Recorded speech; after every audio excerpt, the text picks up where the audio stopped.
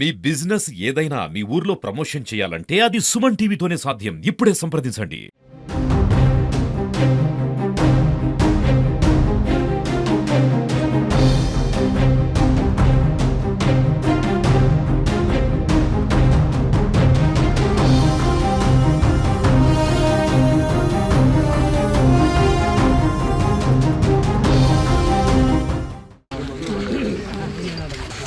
మంచి పంట వస్తుంది.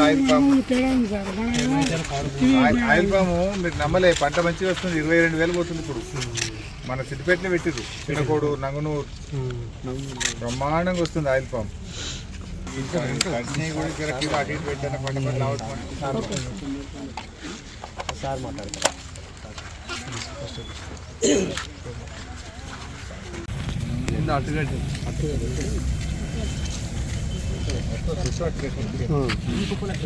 అన్ని కుప్పలు వచ్చినాయి, స్మెల్ వస్తుంది.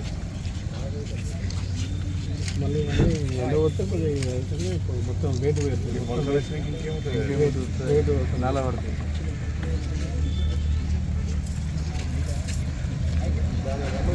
వస్తలేరా కుంటలేరా ఏమంటారు?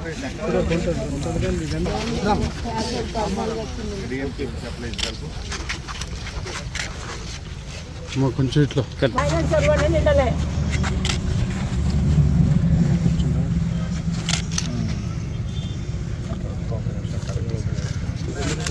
అట్లా అట్లా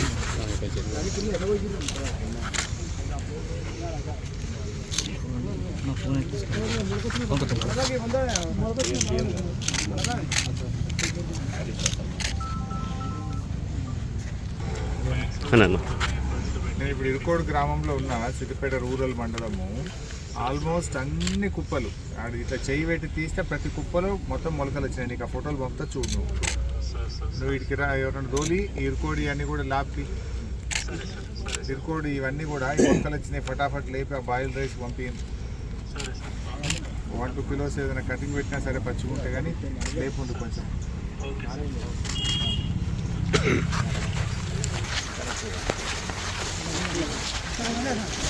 మళ్ళీ ఎండ వస్తుందా?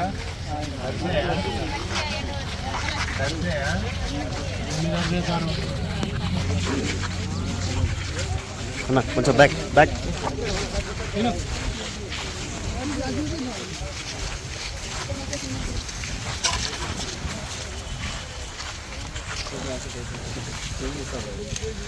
ఏం పేరే? ఇప్పుడు ఎప్పుడు తెచ్చినావు వడ్లు? 5 రోజులైందా? ఎప్పుడు పడ్డది వాన? మొన్న నిన్న 2 రోజులు పడ్డది. అంటే మొలకొచ్చినాయి అంటూ అంటే తొందర లావడితే ఇంత నష్టం.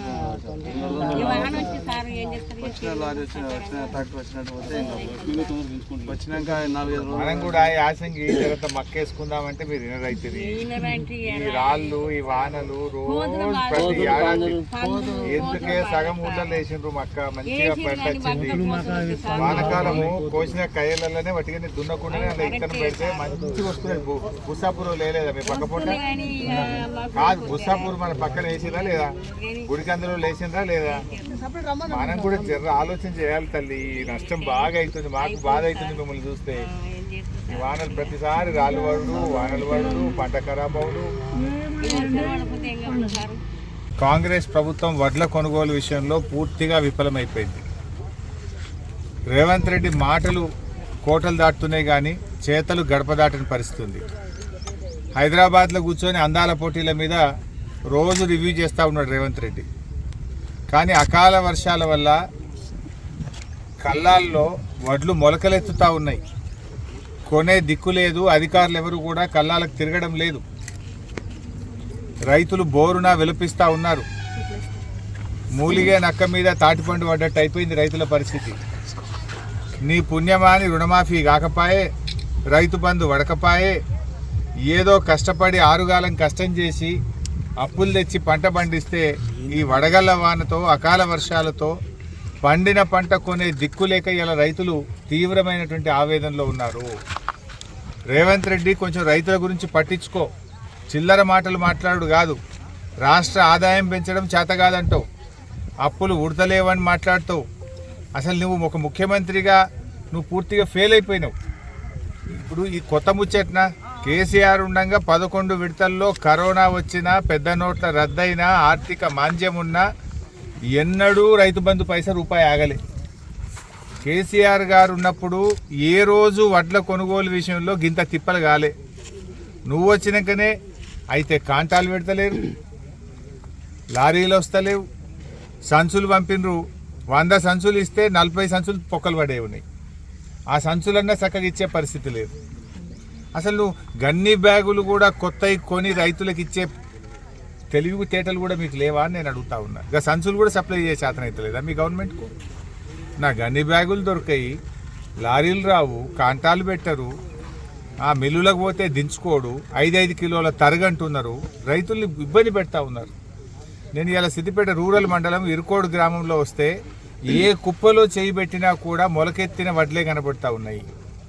హైదరాబాద్లో కూర్చొని ఉత్తమ్ కుమార్ రెడ్డి ఏమో మేము కొంటున్నాం అని ఏడగొంటున్నాం. మరి మొలకలెత్తి ఈరోజు వడ్లు నల్లబడిపోతున్నాయి. ఇప్పుడు వర్షం పడంగానే వెంటనే ఎత్తి రైస్ మిల్లులకు అలాట్మెంట్ ఇచ్చి బాయిల్డ్ రైస్ చేసుకోవచ్చు కదా. రెవెన్యూ వ్యవస్థ ఏం చేస్తున్నారు? కలెక్టర్లు, ఆర్డీఓలు, ఎంఆర్ఓలు, DM civil supplies, agriculture department ఏం చేస్తుంది అని నేను అడుగుతా ఉన్నా.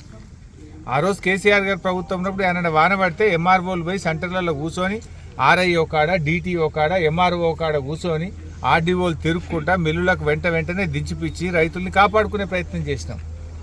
నువ్వు రైతు బంధు చేయపోతివి, రుణమాఫీ చేయపోతివి, కనీసం పండిన వడ్లు కూడా కొనే తెలివి లేదా నీ ప్రభుత్వానికి అని అడుగుతా ఉన్నా. చేత కాకపోతే దీపో. ఎందుకంటే నువ్వు అప్పు పుట్టదంటావు, పైసా పెంచనంటావు, వడ్లు కొననంటావు, రైతు బంధు వేయనంటావు, రుణమాఫీ చేయనంటావు. మరి ఇక నువ్వు ఎందుకున్నావు? ఆనాడేమో మస్తు మాట్లాడినావు కదా.